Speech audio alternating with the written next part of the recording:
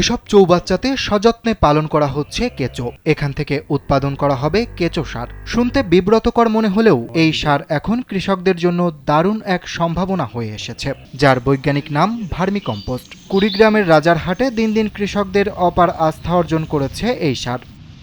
জলবায়ু পরিবর্তন, মাটির উর্বরতা হ্রাস এবং রাসায়নিক সারের অতিরিক্ত ব্যবহারে সংকুচিত হয়ে আসছে কৃষি উৎপাদন। তবে পরিবেশ বান্ধব কেঁচো সার ব্যবহারে বাম্পার ফলন পেয়েছেন কুড়িগ্রামের কৃষকরা। সাধু মনে কর এসো সার দিয়ে মনে কর সার তৈরি করছে, তৈরি করে জমি দেয়, জমি দিয়ে আবার মনে কর ফলন তো ভালো হয়েছে।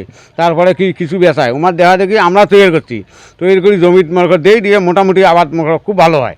এই সার আমরাও তৈরি করব, সরকার যদি হেল্প করে তাহলে বড় কিছু করার সম্ভাবনা থাকতে পারে। কুড়িগ্রামের রাজারহাট উপজেলার মণ্ডলপাড়া এলাকার কৃষক সাজু মণ্ডল 4 বছর আগে নিজের জমির জন্য কেঁচো সার উৎপাদন শুরু করেন। ভালো ফলন ও চাহিদা বাড়ায় এখন তার ছোট উদ্যোগ রূপ নিয়েছে বাণিজ্যিক খামারে। বর্তমানে তার খামারে প্রায় 15 টন কেঁচো সার মজুদ রয়েছে। আমি গত 4 বছর থেকে কেঁচো কম্পোস্ট করতেছি।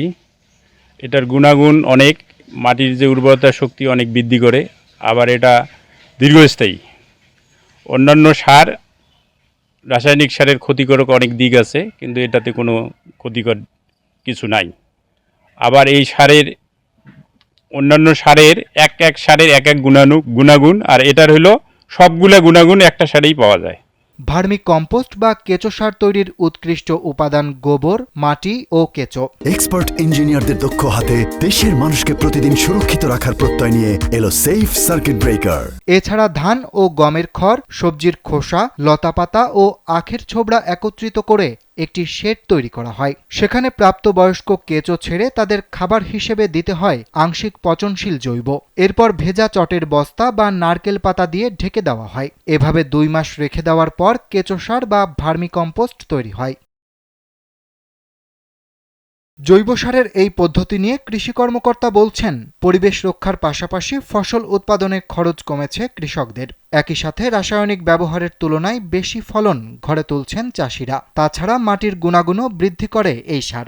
আমাদের মূলত এখন আগে যেমন জমি আমরা 1 ফসলি ছিল বা 2 ফসলি ছিল, এখন আমাদের জমি 3 ফসলি 4 ফসলি পর্যন্ত হয়ে যাচ্ছে। সেক্ষেত্রে দেখা যাচ্ছে যে মাটির যে স্বাস্থ্যটা, মাটির উর্বরতা শক্তি দিন দিন কমে যাচ্ছে। এক্ষেত্রে জৈব সার যদি ব্যবহার করা হয়, জৈব সার ব্যবহারের ফলে মাটির যে উর্বরতা শক্তি সেটা বৃদ্ধি পাবে। টেকসই কৃষি উন্নয়নে কেঁচো সারের প্রয়োজনীয়তা দেশব্যাপী ছড়িয়ে দেওয়ার আহ্বান জানান কৃষিবিদরা। এই সার সহজেই নিজের আঙিনায় তৈরি করে কৃষিকাজে লাভবান হতে পারেন চাষিরা। অরিত্র বাসু, কালবেলা।